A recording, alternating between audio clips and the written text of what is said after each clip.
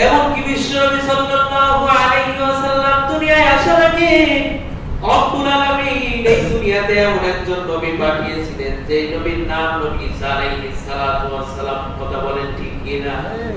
রব্বুল আলামিন বললেন, ঈসা তুমি দুনিয়ার মধ্যে যাও, তোমার পরে দুনিয়াতে এমন একজন নবী আসবে, সেই নবীর সুসংবাদ তুমি দুনিয়ার মানুষদের মধ্যে ছড়িয়ে দাও।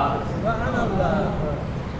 রব্বুল আলামিন এই কথাটা কোরআনের মধ্যে কোট করে দিয়েছেন, উঠায় দিয়েছেন। সাইয়েদনা ঈসা আলাইহিস সালাতু ওয়াস সালাম বললেন, ইয়া বানি ইসরাঈল ইন্নী রাসূলুল্লাহি ইলাইকুম মুসাদ্দিকাল লিমা বাইনা ইয়াদাইয়া মিনাত তাওরাতি ওয়া মুবাশশিরাম বিরাসূলি ইয়াহদি মিন بعد اسمه احمد قال الله اكبر الله اكبر ইসলাম বললেন, ইয়া বনি ইসরাইল, হে বনি ইসরাইল সম্প্রদায়, ইন্নী রাসূলুল্লাহ, আল্লাহ পাক রব্বুল আলামিন আমাকে তোমাদের মধ্যে রাসূল করে পাঠিয়েছিলেন এবং আমার প্রতি তাওরাত কিতাব নাযিল করেছেন।